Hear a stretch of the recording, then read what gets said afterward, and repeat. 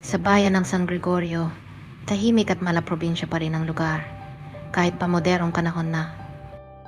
Kilala ito sa mga matatandang nananatiling naniniwala sa mga lumang pamahiin. Ngunit para kay Mia, isang sikat na social media influencer, ang mga ito ay puro kasaysayan na lamang walang saysay at magandang material para sa content. Hello mga ka-viral! Nandito na naman tayo para sa bagong video. Bungad ni Mia sa kanyang camera habang nasa harap ng kanilang bahay. Alam ko marami sa inyo ang takot sa mga pamahiin. Pero ngayong gabi, subukan natin ibas ang mga ito. Wala namang mawawala, di ba? Nakasuot siya ng simpleng shirt at shorts. Nakaayos ang buhok at puno ng kumpiyansa. Hawak niya ang cellphone habang naglalakad palabas ng kanilang bakuran. First challenge, sipol sa gabi.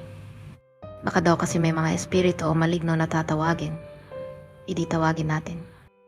Habang nagsimula siyang sumipol ng malakas, may mga nanonood na agad sa kanyang livestream. Puro emojis at tawanan ng mga komento. Ang tapang mo, Mia. Grab ka, baka may sumunod sa'yo. Sana all walang takot sa multo. Tuloy-tuloy ang kanyang paglalakad habang sumisipol. Ngunit sa gitna ng kanyang paglalakad, biglang tumigil ang mga aso sa pagtilawak at nagmistulang tumahimik ang paligid. Hindi niya ito pinansin.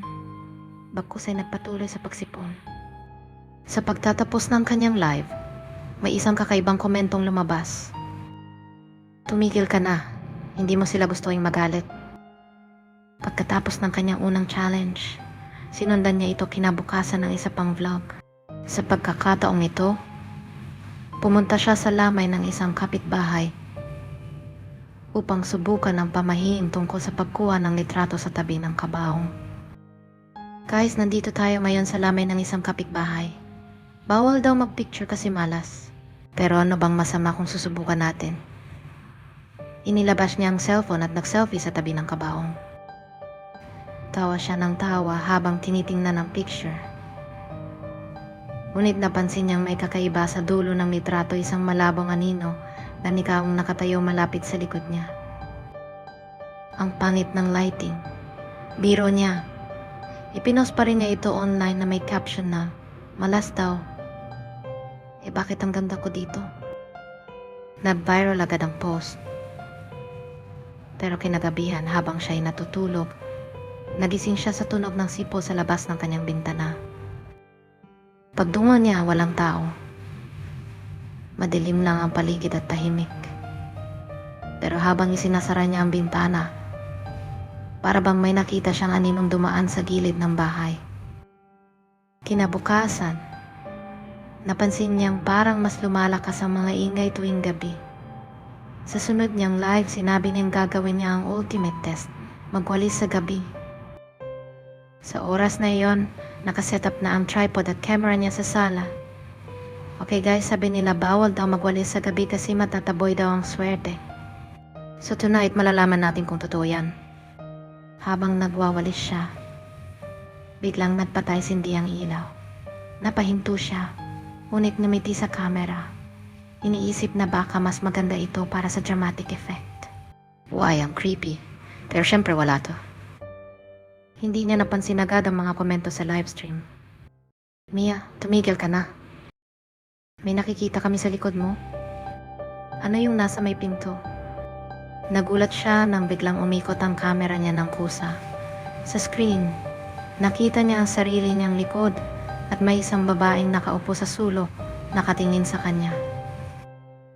Nanginginig, tumigil si Mia sa kanyang content. Nang gabing iyon, hindi siya makatulog. Parang may nararamdaman siyang malamig na hangin na umiikot sa bahay. Maya-maya, nakarinig siya ng kalusko sa labas ng kanyang kwarto. Pagbukas niya ng pinto, wala siyang nakita kundi madilim na pasilyo.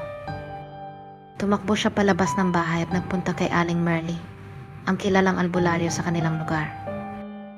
"Aling Merly, tulungan niyo po ako." Umiiyak niyang sabi. Inusisa siya ng matanda. "Ano bang ginawa mo, iha?" "Nag-vlog po ako tungkol sa mga pamahiin. Pinagtatawanan ko po sila. Pero ngayon, parang may sumusunod sa akin. Tumango si Aling Merly at tumingin sa kanyang mga mata. Hindi mo dapat minamaliit ang mga pamahing. Hindi sila basta paniniwala lamang para sila sa proteksyon natin. Ang hindi mo nakikita mas malakas kaysa sayo. At ikaw, tinawag mo sila. Ano pong pwede kong gawin? Tanong ni Mia nanginginig. Kailangan mong isakripisyo ang pinakamahalaga sa'yo, sabi ng matanda. Alin ang mas mahalaga, ang kasikatan mo o ang kaligtasan mo? Pag-uwi ni Mia, hindi na siya mapakali. Hawak niya ang cellphone habang tinitingnan ang mga komento ng kanyang mga followers. Ang ilan, nagtatanong kung bakit hindi na siya nag-upload ng bagong content. Ang iba, hinihikayat siyang magpatuloy sa mga fun challenges. Mga followers ko, bulo niya, ito ang buhay ko. Ngunit ang ngunit rabal sa sulok ng screen, ang sa gabi, at ang malamig na presensya sa paligid niya. Naglib siya sa huling pagkakataon. Sa lahat ng mga nasaktan ko, sa lahat ng hindi ko nirespeto, humihingi ako ng tawad. Binubura ko na ang lahat ng accounts ko. Hindi na ako babalik. Habang burado ang mga post niya isa-isa, may lumitaw na isang huling komento. Natuka rin. Mula noon, tahimik na namuhay si Mia sa San Gregorio. Hindi na siya muling nagpakita online. Ngunit tuwing gabi sa kalmadong hangin ng probinsya, minsan niyang naririnig ang sipol mula sa malayo.